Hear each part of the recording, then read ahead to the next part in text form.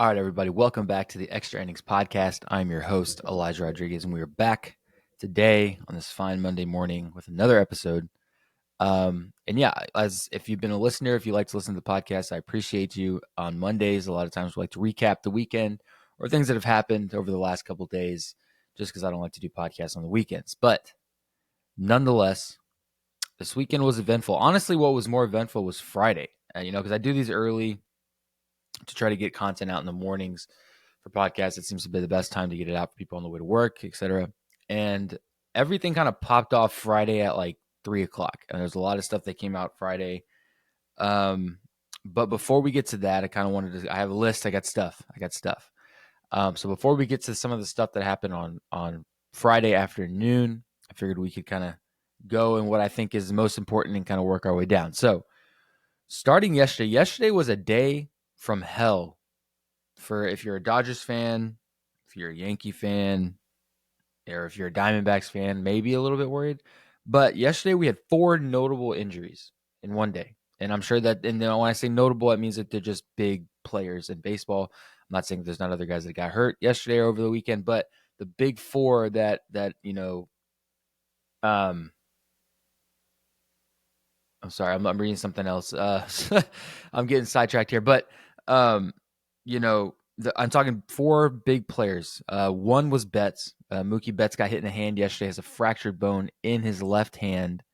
They were thinking it was going to be worse. Apparently, it's not season ending, and he's not going to miss lengthy time. Though a fractured bone in your hand, it's going to take some time. They're already expressing some concerns. Mookie was saying something of going to shortstop. They're talking about getting maybe a real shortstop to come in and play, kind of moving Mookie back. Because honestly, I've said this, there's been a lot of people now critiquing Mookie at short. He's not the greatest infielder. He makes the play. He's no Gunnar Henderson. He's no Derek Jeter. He's not a true shortstop, but can get the job done. Obviously, he's a professional, so he's going to look pretty good, but he's not an elite shortstop. There's been a lot of people coming out talking about that, how his fielding percentage isn't the greatest, but it's okay. It's all right. He can get the job done. But Mookie Betts at the plate, though he's been struggling a little bit as well as Ohtani has these last couple of weeks, especially in that Yankee series like 2 weeks ago or a week ago, he was pretty off. I mean, they were maybe 4 for 40 or something like that combined. It was not good between him, Freeman, and Betts. Or Shohei, Freeman, and Betts. Those 3 guys did not have it. And then obviously there was the big thing with David Robertson striking out all 3 in a clutch situation in a tie ball game. That didn't look good on them either. But nonetheless, Mookie Betts is going to have to miss some time. Dodgers fans were holding their breath thinking that he was going to be out for the rest of the year because it is getting to that point where injuries could linger on to the end of the year. But they're saying it's not. So good news for Dodgers fans, obviously, but Betts is going to miss some time. That was one injury. The second one that I saw was Yamamoto getting pulled on Saturday after only 2 innings. And there were some notable changes. Obviously, the guy who was throwing 98 at Yankee Stadium the week before was throwing like his fastball at 93. So there's clearly something off. 5 miles an hour off your fastball in only the second inning is concerning. It's very concerning. So they took him out of that game in the second. And they said he had some tricep soreness, tendonitis, whatever, which was evident. Tricep isn't indicative of UCL, though the two are definitely they're close together. So still a little bit worrisome. Haven't heard any updates on that yet. I'm thinking he's day to day. I don't think that they're going to put him on the IL because unless something's diagnosed, there's no need to do that. They're not going to probably do that. I think he's going to be okay. Maybe just dealing with a little bit of spot soreness. Hopefully Yamamoto's okay, but that's 2 big Dodgers that are going to have to deal with some stuff at least. Sending some worry through Dodgers fans because honestly, they haven't been playing the greatest. So Dodgers fans, be weary. Although Glass now did throw an absolute gem. I think it was yesterday. Yeah, I think it was yesterday. He threw an absolute gem. Hold on. I just saw it. What was his stat line? Because Glass now is either hit or miss. Honestly, he's either really good, he's on, and he shoves. I've yet to see Glass now do like average. He's like either really good or it just like did not go well. 7 innings pitched yesterday, 3 hits, no earned runs, 1 walk, 9 Ks against the Royals. That was yesterday, so that's pretty good. So a lot of great pitching performances. Obviously, we're going to get into that. I don't want to give too many away, but we're talking about the Dodgers. Next on the okay, get back to my notes app. So we talked about Betts, talked about Yamamoto. Rizzo was one that went down. I just made a video talking about if we should be worried about Anthony Rizzo on Friday. Another one that I was like kind of a late talk there because I was like, there's so much shit happening on Friday. I got to talk about this. And Rizzo was kind of one of those guys that I wanted to talk about because he's been struggling a bit. Had some defensive blunders last week that were uncharacteristic of him, in my opinion. Hasn't been batting that good. I think he was batting a $111 in his last 7 games with like only 3 hits, so not great. So I was like, are we worried? Should we, are the Yankees going to do anything at the deadline and maybe get another first baseman? Do they sit Rizzo? What happens? I don't think anything's going to happen. In all honesty, as I did some research and stuff, I don't think they get rid of Rizzo. I think that they're going to hold on to him for a bit and kind of let him work through these problems. But doesn't really matter because Rizzo is now out with a wrist injury. It looks like it was on a swing last night. He fell. Yeah, so he on the swing he falls. It looks like he slid off the bag on the run, goes down, then he hurts his wrist. So Rizzo is going to. I mean, I think he's day to day. They didn't say whether he's going to go on the IL, but kind of a weird play. I wouldn't really call that a collision. I wouldn't call it a collision because he didn't really collide with anybody. It was a weird play at first. That I agree. I don't know what happened, but he slides off the bag, hits the ground, hurts the wrist. I don't think he gets IL time for that. They're not saying he's going to. And honestly, I'm looking at the comments seeing if anybody's got updates, and everyone just wants Torres to be traded. Yeah. Also, Yankee fans are like, they just took 2 out of 3 from Boston, right? They just took 2 out of 3 from Boston. I think. Don't quote me on that. But like at the same time, like you got Yankee fans who are like, oh, the season's washed because they lost one game yesterday, bad 9-3.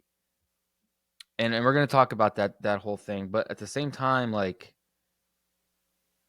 hold on. So the Yankees lost 9-3 yesterday. We're gonna talk about that because that was obviously the Yankees Red Sox legendary series. Oh shit, they lost yesterday too. I know they won Friday night, 8-1. Yeah, dropped the one yesterday. So that's interesting. 8-4. To get beat twice badly like that against a team that's 36-35 and you're 50-23. It's a weird look, man. Rodon got shelled. Okay, so let's see. Nonetheless, I guess now that we're talking about before we kind of get into before we get into that, let's finish the injury list. And then obviously, so there's so much happening right now. So you got Betts hurt, Yamamoto hurt, Rizzo hurt, and then yesterday also Corbin Carroll came out of the game. He made a throw to second. It looked on a routine play and just looked very uncomfortable at the end of the throw. Finishes the inning, comes out, and then talks immediately to the trainer, and they pull him out of the game immediately. So Corbin Carroll, who's had a dismal year compared to where the Diamondbacks were last year specifically, because the Diamondbacks were one of those teams that just kind of came out of nowhere, man. The Diamondbacks were the real deal last year. And just kind of a shell of themselves this year, whether it's injuries, guys just underperforming. Carroll just doesn't seem like the same player. MVP last year, caliber player, just doesn't have it. So another bad loss. So yesterday you had 4 major players get injured, or at least semi-injured. Whether these turn into bigger things. Obviously, Betts is going to miss time. He fractured a bone in his hand. The other guys we're going to have to wait and see. But still, kind of weird that all these guys went down in one day. But nonetheless, we're going to talk about the Yankee series now that happened yesterday, all weekend. And I guess setting a franchise record last night was the Red Sox, who stole 9 bags on the Yankees. And I kind of want to talk about this because people are going to pin it on the catcher. The catcher sucks. He can't throw anybody out. That's actually not always vindicative of the situation. It's not actually always true. People may believe that that's the case. That's why, Trevino couldn't throw anybody out last night. That's not actually the case because there's a lot that goes into this process. Stroman has even said it. Obviously, with Jose being how humble he is, he's going to say, yeah, it's on me. I got to make better throws. I got to throw people out. But at the same time, I went back and watched some of the highlights. Stroman is very slow to the plate as of late. I don't know what that's about. And then I've looked it up. He's actually below average this year on his time to home plate. So he's slow home. So that in itself already affects the catcher and puts him at a disadvantage. So I think that there's a lot that has to be worked on as a collective here. It's not this whole thing giving up 9 stolen bags is not on one guy. That's kind of stupid. It's a duel. It takes 2 to tango, especially in this situation, pitcher catcher duo. Another thing is I don't see Trevino catching Stroman a lot all the time, so that's something that may be a little bit new that they're working on together because pitcher catcher relationship is big, and Wells has been a guy who's caught Stroman majority of the time this year. So another factor that plays into it, but a lot of guys that are saying it's on Trevino. It's not on Trevino. It's actually on both of them. They got to come together and find some sort of groove that gives Trevino a better chance or a better option to throw somebody out. So kind of tough there. A 9-3 loss all the way around is not good. That was, the whole 9 stolen bags was just a piece of it, obviously. But, people are calling, and here's the thing. I'm not one of the guys that's quick to panic. I'm not that kind of fan. Everyone's already like, oh my God, the Yankees are washed because they lost 2 to Boston this weekend. And like people don't quite get that, hey, it's a long season. Like you're gonna just drop some. Could come to the worst team in baseball, could come to the best team in baseball, but that's what makes baseball great, is that anyone can beat anyone on any given day, and that's what makes it exciting. A team with like the Dodgers, who are spending $700 million on a player, can get beat by the Athletics, who have a payroll of like 600,000 total. So, like let's kind of put it into perspective here. But at the same time, like I said, I'm not the guy who's going to freak out. The Yankees are fine, 50-23. Though like I said earlier, getting beat by a team that's 36-35 is not a good look. I think that they're fine, and I think that Trevino is going to bounce back from this. I think Stroman is going to work on that timing to the plate. I think everything's all right. Now, the other thing that everyone's up in arms about is apparently Gleyber Torres. People want Yankee fans on Instagram, Twitter, they want Gleyber gone, and part of me is kind of like, Gleyber's been here for a bit. He's been here for a bit, and he's survived all these different trade deadlines where I thought they would have traded him years ago if they were going to. Maybe now's the year. I don't think that they're going to part with anyone on this team. I think right now they've got a lot of mojo. They got a lot of swag, whatever you want to call it. There's something about the Yankees right now that's hard to argue with. So they have a couple bad games here and there. It's pretty much expected. They're humans. They're not going to come out. They're not going to perform every single night like all-stars. That's ridiculous. So to see them lose games and then people freak out is sometimes funny. I'm just like, guys, it's one series. They go and they start doing series like this, series after series after series, or they're dropping or doing shit like this. Yeah, then maybe we could be a little bit worried. Maybe we could be like, oh my God, it's 2023 Yankees. But right now we're nowhere near that. We're nowhere near that. And if you're freaking out thinking the Yankees are reverting back to that, let's put that back in your pocket and let's hold on for a second because I think they're going to be okay. But anyway, nonetheless, the Yankees really got to bounce back because they do have a big series coming up. They're not playing today, off day, travel day today. They got Baltimore starting tomorrow, so we're going to talk about that in a little bit when I talk about series to watch this week. So give me a bit on that. So we'll come back to that. But big news. We're getting into the big news that happened over Friday. Something that I didn't see coming. I thought that the Astros would stick a bit. They'd kind of work with him. Obviously, they sent him out for a while. And if you don't know what I'm talking about, let me just say the headline, the tagline. Jose Abreu was released on Friday from the Houston Astros after batting $124 on the 2024 year. Yeah, that shocked a lot of people. I remember I was just chilling. I was getting ready to write an article, which actually an article for my I have also an Elijah Plays where I talk about video games, movies, TV shows. I was getting ready to write an article. I was prepping, and then this came out. So that article never happened, still hasn't happened. So I was like, holy shit, they actually released Jose Abreu with $30.8 million left on that contract. So they were really done with this guy. They're like, hey, you know what? We're not going to even DFA you. We're not going to trade you. If someone wants to come pick you up off waivers after X amount of time, they can, but we're not going to even go through the trade process or try to deal you because what's more sad about that is how humbling baseball is, right? So, and for people that don't know, real quick, let me bring this up real quick.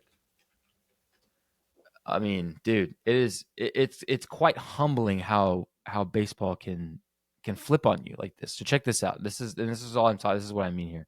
So he finished off the 2024 year with a .124, 2 home runs, and only 14 hits and 113 at bats. So not very good. Obviously, it's not good. I can see why the Astros let him go. Let me make that clear. I know why. I can see it. Obviously, most people can't. But let's check this out. In 2022, with the Chicago White Sox, Jose Abreu batted .304 with 15 jacks, 183 hits, and 600 at bats. That is elite.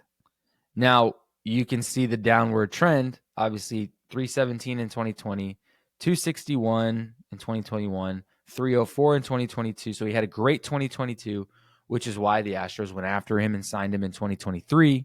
Obviously, dude's batting 304, on base percentage 824. 378 with an OPS of 824, slugging percentage of 446. Like, dude was banging in 2022. So the Astros going after him and signing him in 2023 made all the sense in the world. Yeah, they're going to go after a hella power hitter to pack on to Alvarez and all these guys, Tucker. And last year he did okay. 237, not the greatest by any means, not anything to write home about, but good, decent. Made me nervous in some spots because I thought he had the clutch gene. So, hey, not bad. And then just absolutely not the same guy. I don't know what happened over the offseason. If there's an injury maybe being dealt with, any sort of something happened. Something happened because no one can explain to me a fall off from 304 to 124 in 2 years. And the league didn't just figure you completely out. I mean, you weren't that dangerous of a hitter, dude. So I don't know what happens or what's going to happen there. I don't know if anyone picks up Jose Abreu. I just think it's like totally hopeless at that point when they're not even trying to trade you. Like, they're just like, yeah, we can't get anything for this guy. What value are we going to pitch to get Jose Abreu off our hands? Tough. That's tough all the way around. The Astros are going to have to stick to pay that $30 million for nothing. They're not going to let him play, obviously. I really thought they were just going to maybe DFA him, but he's 38, no options, nothing really left to do there. So that sucks. That sucks for Jose Abreu. But what are you going to do, right? It's just shocking news. No one really believed that was going to happen. It kind of came out of nowhere. And the funnier part was that it wasn't even like it was the Astros were like, thank you for everything, Jose, as if he retired. I thought, did he fucking retire? No. That was weird. The whole situation, that was just weird. I don't know if Jose Abreu is done with baseball. I have a feeling that that something make a resurface something. I just find it hard to believe that no one gives this guy a shot with how bad. Maybe does he go back to the White Sox, who are the worst team in baseball? I don't know, but we will see. I don't know if anyone picks him up, but we're gonna see. Let's see what else we got on here. Okay, so the Pat Hoberg suspension. So we got a Pat Hoberg, who's an umpire who was caught also on Friday in the afternoon, or I think that one came out a little bit later, either Friday or early Saturday morning, that Major League Baseball is going to be suspending Pat Hoberg, he's an umpire, for violating MLB's gambling rules. Hold on, let me see if I can find it here, guys. Got the articles. It's easier for me to find the article here. Oh, by the way, back to injuries while I'm looking for this. Justin Verlander was scratched earlier last week with neck discomfort. Kyle Bradish was also put on the 15-day UCL with a UCL sprain. Fuck. Bradish, Baltimore, big hurt to Baltimore, but we're going to talk about that. Where is the thing on I just saw it. I literally just saw it. Why is no one showing me what I want to see? You're joking. Hold on, guys. Where is it?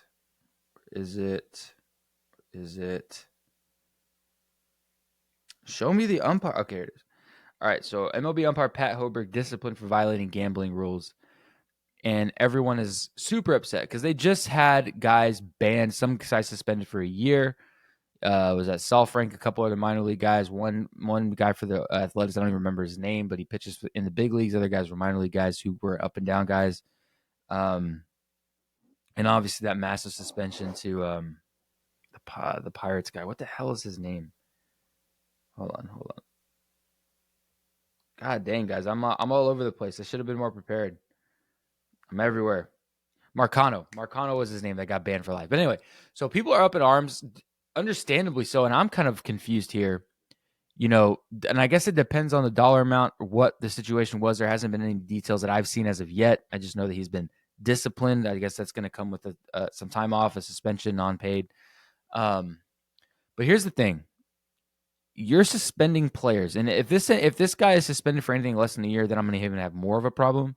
But at the moment, you just suspended a kid, 24 years old. His entire career is done, gone for betting on baseball. So unless this is like a walk in the park, like I bet $5, why is he able to? I think umpires should be held to an even higher standard because they dictate the game. They have the power to change the flow of the game. So if he's got money on a team or something like that, he can flip the switch to make the game in favor of somebody else. And that is where I think that this should be held a little bit higher than ball players, because ball players can bet and do whatever they want, but they still have to actually act and make it happen, which is 10 times harder than me just calling the game and officiating it and kind of subconsciously making decisions that are going to put the game back in the favor of my bet. That is wrong. That is completely worse on every level than a player betting on the game. Yeah, a player can throw it if they're really shitty. They can throw the game, and then that's a whole other deal. So they technically could, but I don't know a lot of ball players who are going to bet against themselves to look like shit.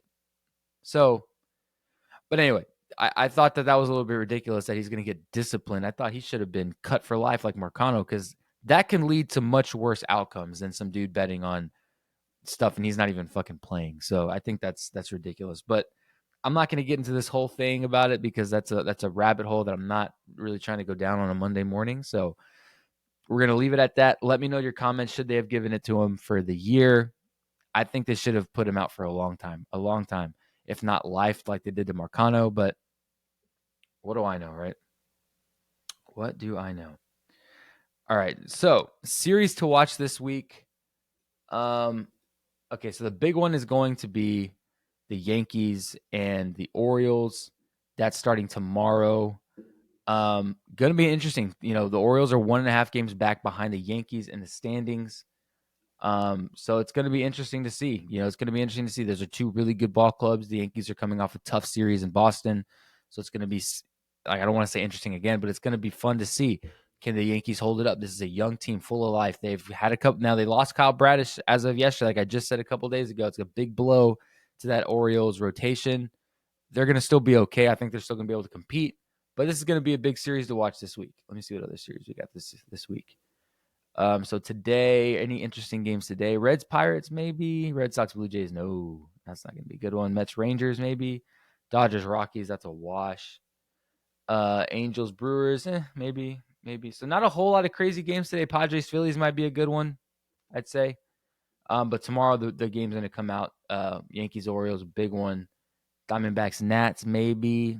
Astros, White Sox, maybe. So some subpar series this week, I'd say. Nothing too crazy. The big one, obviously, the series of the week that everyone's probably going to be watching is going to be the Yankees, Orioles, two of the best teams in the AL East. So that's going to be fun to see. So, like I said, guys, thanks for listening. We have so much content coming your way. Be sure to follow us on Instagram, follow us on TikTok. Got lots of videos popping off on there.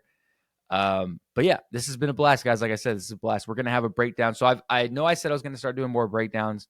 I apologize. I haven't been able to get those out. Like I said, we're working on a variety of different content for different platforms. So bear with me as I'm doing this. I think I'm going to start making breakdowns on Tuesdays and Thursdays. So you guys can hold me to that. That seems a lot more feasible than me trying to just fit them in where I can. If I can set the dates and set the times and get them out to you guys, that would be a lot better. So expect the breakdown tomorrow. I'll have that out tomorrow, right with the podcast, so early in the morning, so you guys can get into that. But like I said, guys, thanks for listening.